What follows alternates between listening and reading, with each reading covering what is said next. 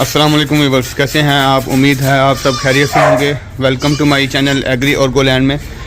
गंदम की बुझाई का टाइम स्टार्ट हो चुका है, तो उसके लिए मैंने अपने फार्म का जो गोबर है तकरीबन 3 माह से मैं यहाँ पे इसको जमा कर रहा हूँ और इसकी मैंने खाद बनाई है। इसमें मैंने क्या क्या डाला है वो मैं आपको डिटेल से बताने जा रहा हूँ। वीडियो को स्टार्ट करने से पहले मेरी आपसे रिक्वेस्ट है, मेरी वीडियो को ज़्यादा से ज़्यादा लाइक एंड शेयर करें और जो मेरे चैनल पे नए हैं वो मेरे चैनल को सब्सक्राइब करें, लाइक एंड शेयर करें और बेल आइकन पे ज़रूर क्लिक करें ताकि मेरे आने वाली हर नई वीडियोस के नोटिफिकेशन आप लोगों को मिलते रहें। चलें चलते हैं वीडियो की तरफ। ये 3 माह पहले मैंने गोबर का स्टॉक किया था। ये इसकी हाइट तकरीबन 3 फीट है, 3 फीट इसकी हाइट है और 6 फीट इसकी चौड़ाई है और तकरीबन 50 फीट इसकी लंबाई है। इसको मैं ऐसे सेव किया और इसमें मैंने क्या क्या डाला है वो भी मैं आपको डिटेल से बताता हूँ। ये 4 ड्रम मैंने इस गोबर में डाले हैं। इसमें क्या क्या डाला है, एक ड्रम में मैंने 200 लीटर वेस्ट डिकम्पोज़र, उसके अंदर 200 लीटर जो है वो वेस्ट डिकम्पोज़र था। उसमें मैंने 2 किलो गुड़, 2 किलो बेसन, 2 किलो गोबर, 2 किलो पेशाब और 2 किलो सरसों की खली ये मिक्स करके 5 दिन के बाद उसको मैंने सारा गोबर के अंदर मिक्स किया। फिर हफ्ते बाद दूसरा ड्रम मैंने वेस्ट डिकम्पोज़र का तैयार किया। उसके अंदर मैंने 2 किलो दही, आधा किलो हल्दी, 100 ग्राम हींग और 5 किलो जानवरों का पेशाब वो मैंने इकट्ठा करके इसमें मिक्स करके 5 दिनों के बाद उसको मैंने फिर गोबर के अंदर फ्लड किया। तीसरे ड्रम में मैंने 200 लीटर का वेस्ट डिकम्पोज़र तैयार में मैंने 20 किलो बकरियों की मेंगने उसको मैंने जाली वाले कपड़े में डाल के थैली गठरी बना के उसको मैंने इसके अंदर रख दिया। 7 दिनों के बाद मैंने वो जो लिक्विड तैयार हुआ था वो मैंने सारा उसके अंदर फ्लड कर दिया। और इसके अंदर चौथा जो ड्रम है इसके अंदर वेस्ट डिकम्पोज़र के अंदर ही मैंने 2 किलो गुड़, 2 किलो केले के छिलके, 2 किलो आलू, 2 किलो गोबर और 5 लीटर जानवरों का पेशाब वो मैंने मिक्स करके हफ्ते बाद मैंने अपने गोबर के अंदर उसको फ्लड किया। फ्लड कैसे किया, गोबर को कैसे दिया मैंने वो भी मैं आपको बताता हूँ। इस डंडे से मैंने होल किया, ये देखें ऐसे करके होल किया और जग से मैं इसके अंदर डालता गया हूँ। ये आप देख सकते हैं सारे मैंने होल किए हुए हैं। और अभी आप ये देखेंगे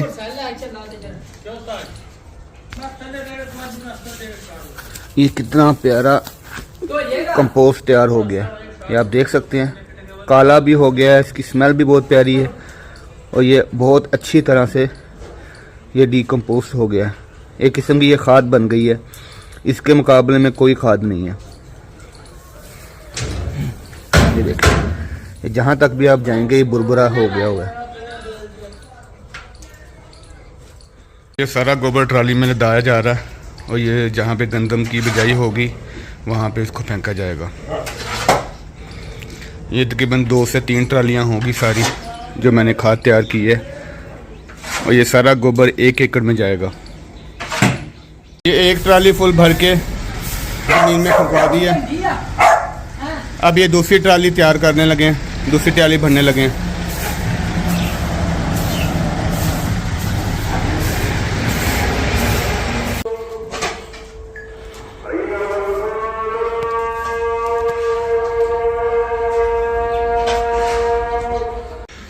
ये 1 ट्राली बकरियों का वेस्ट हो गया। बकरियों के वेस्ट में नाइट्रोजन की मिकदार बहुत ज़्यादा होती है क्योंकि बकरियों के पेशाब में सबसे ज़्यादा नाइट्रोजन पाया जाता है और नाइट्रोजन फसलों के लिए बहुत ज़्यादा फ़ायदेमंद है। बकरियों के बारे में से भी सारी सफाई करके जितना भी इनका वेस्ट था वो ट्राली में डाल दिया। ये तीसरी ट्राली यहाँ से हुई है। ये तकरीबन पौनी ट्राली है, फुल ट्राली नहीं है।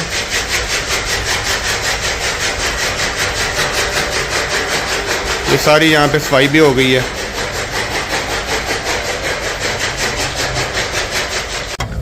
ये तीसरी ट्राली है जो फेंकी जा रही है।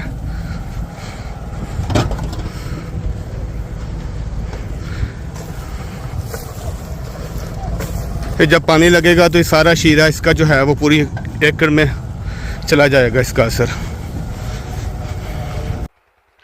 जो बड़ी बड़ी ढेरियाँ उनको कहीं से खिलारा जा रहा है। बाकी तकरीबन खिलरा हुआ है सारा, बस एक वो छोटी सी ढेरी है और एक ये है। ये एक दो ढेरियाँ। गोबर को ज़मीन में डालने का सबसे बड़ा फ़ायदा यह है कि ज़मीन की ज़रख़ेज़ी में और ज़मीन की ताकत में इजाफ़ा होता है। और इसका फ़ायदा सबसे बड़ा यह है कि जब आप ज़मीन में गोबर डालें उसी वक्त या तो इसको हल फरवा दें ताकि जो गोया है वो ज़मीन के अंदर चला जाए, धूप से सूखे ना। अगर वो सूख गया तो उसमें काफ़ी बैक्टीरियाज होते हैं, वो मर जाएंगे। इसका फ़ायदा तभी है कि इसको फ़ौरन से या हल फरवा दें या फिर इसमें पानी लगा के वतर पे इस पे आप हल फरवा के जो भी आपने फसल बीजनी है वो बीज लें। इसको ज़मीन में डाल के ऐसे पड़ा रहने मत दें। एक माह 2 माह 15 दिन 20 दिन पड़ा रहता है, फिर कहीं जाके लोग इस पे हल फरवाते हैं तो उसका कोई फ़ायदा नहीं है। इसका तकरीबन 80% 70% गोए की जो ताकत है वो ज़ाया हो चुकी होती है। गोबर खिलाने के बाद अब इसमें पानी लगाया जा रहा है।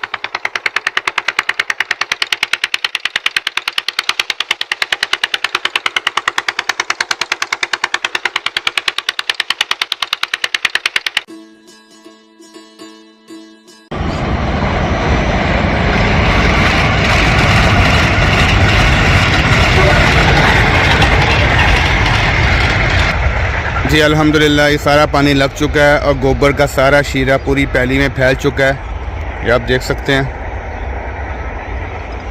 अगर ये वीडियो आपको अच्छी लगी है और ऐसी मज़ीद वीडियोस देखना चाहते हैं तो मेरी आपसे रिक्वेस्ट है मेरी वीडियो को ज़्यादा से ज़्यादा लाइक एंड शेयर करें। और जो मेरे चैनल पे नए हैं वो मेरे चैनल को सब्सक्राइब करें, लाइक एंड शेयर करें और बेल आइकन पे ज़रूर क्लिक करें ताकि मेरे आने वाली हर नई वीडियोस के नोटिफिकेशन आप लोगों को मिलते रहें। मिलते हैं नेक्स्ट वीडियो में, तब तक के लिए अल्लाह हाफिज़।